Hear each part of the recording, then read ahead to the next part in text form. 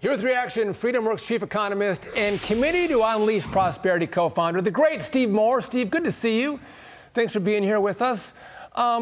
This is unbelievable. The administration is blaming Donald Trump, all the while under the Biden administration. It is spy balloons, spy base in Cuba, steal our technology, poison our people.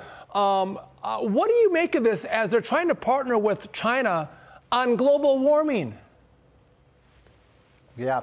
Well, by the way, you left out, Sean, that we now have increased evidence of the culpability of China with respect to COVID as well. And so right. That's a $2 trillion bomb they dropped on us as well. Let me say this about Donald Trump, because it really is infuriating to me that Janet Yellen would say that about him. You know, when you look back over the last 30 years, I mean, where were the Bushes? Where were the Clintons? Where were the Obamas in doing something about this growing China threat? I mean, you've got to admit, everyone does, that Trump was really the first president who recognized what a threat and a menace China has become to the world economy. Now, how does Biden conduct his foreign policy? He goes out and throws money. He gives all these countries money. You know, of course the Europeans love him. He gives them money. He gives all these other countries money. Trump was the opposite. He basically said, you guys are going to play by the rules or we're not going to provide you with this kind of aid. So it's not surprising. All of our, quote, allies love Biden because he funds them.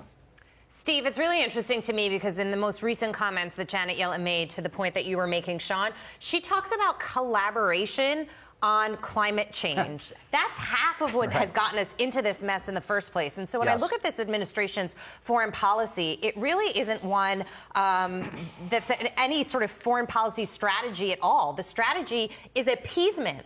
And you have to sit back and say, why are they doing this? Some people would say, look at the Hunter Biden situation and his foreign business dealings. Maybe it's got something to do with that. I don't know. What do you think? So, look, I don't think there's too many people on this planet other than Joe Biden and Janet Yellen and John Kerry who actually think that China cares about climate change. I mean, come on, really? They don't care about climate change. They care about taking over the world economy. Right. And as Trump would say, the Chinese back in the Politburo there in Beijing are laughing at us. They can't believe how stupid we are. We're shutting down our energy. I just had a piece this week showing that if you did the new Biden strategy, you're going to shut down 60% of our electric power from coal and natural gas. Meanwhile, I mean, you guys know this, most of your viewers know it, but it bears repeating. China is building 30 new coal plants right now as we're shutting down ours in the United States. So there's no evidence whatsoever that China cares about climate change. Yet John Kerry keeps coming back for these climate changes. We got to deal with them. No, we don't. So what is it? Because I always talk to Larry Kudlow about this, and I go to him, I tell him, I state my case and say, you know, Larry, what are they thinking? They're so stupid. And he always says they're not stupid. Right. Everything they do is by design. Of course. So what is this China strategy? Basically handing over the keys to the kingdom, Steve. They have a plan. They want to supplant the United States as the world global economic leader. We cannot allow that to happen, both as a security measure and an economic measure. So we have to be very tough with China. I mean, I like Trump's approach, which is reciprocal. You hit us, we're going to hit you back. The problem, in one sentence, with respect to the Biden strategy is they only care about one issue, climate change. Okay, fine. What about all the other 100 issues that affect our security or our economy? They don't care that China isn't playing by the rules. They don't care that China may have foisted this germ on us. They don't care the fact that they don't have environmental protections. All they care about is climate change. Well, climate change gives you control, and they want to partner with the Chinese because they love their form of government. That's what they want for us. But let's move on, Steve, because Americans are so strapped for cash, they're getting desperate and are willing to do big damage to the economy for a break. Yeah, hidden in a new CBS poll this week was a question about controlling inflation. To try and control inflation, would you approve or disapprove of government price controls was the question. A very frightening 66% said yes, including 80% of Democrats. Steve, this is unbelievable. When things get bad, though, I think people look to the government for solutions to cap prices, which is horrible for the economy. Desperation. Yeah. Right? Yeah.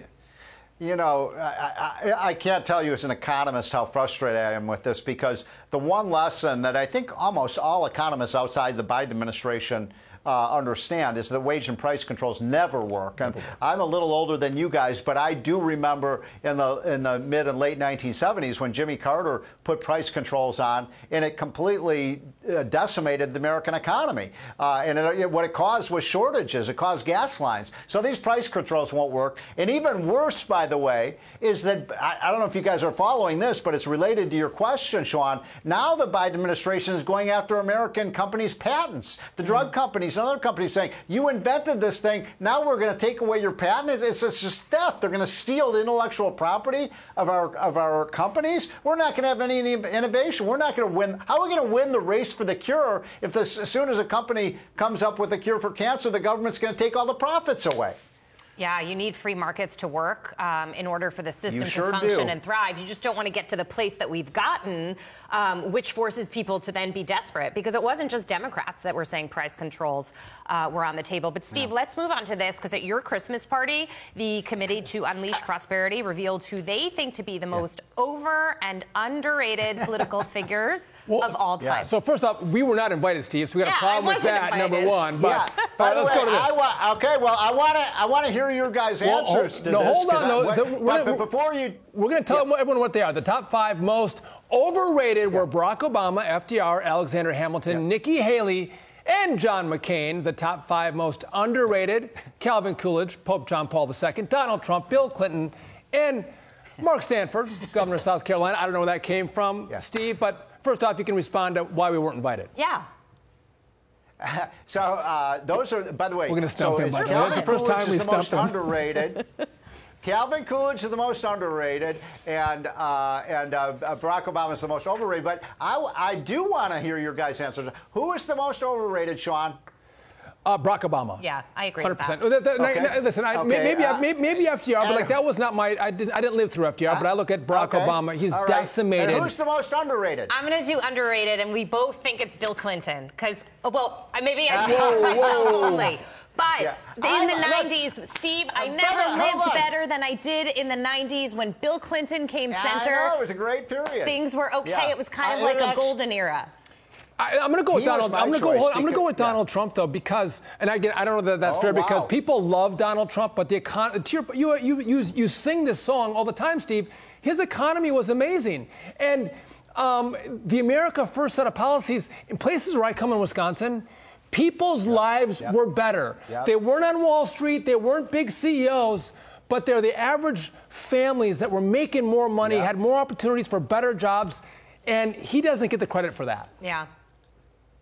It's a good choice. Well, you don't have to persuade me. I worked with the guy.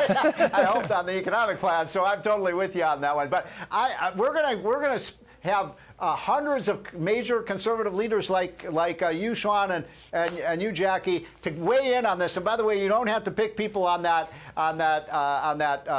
list. And by the way, Pope Francis is probably one of the most overrated. But I love John Paul II. It was he and Reagan who won the Cold War. With Thatcher. Beat communism. Yep. With Thatcher, the 3 of them. Steve Moore, always a pleasure. Always fun to have you and try to stump you as why we weren't invited to the Christmas party. Thank you for joining us on The Bottom Line, my brother. We're fun, Sean. I don't know what happened to that Christmas party list.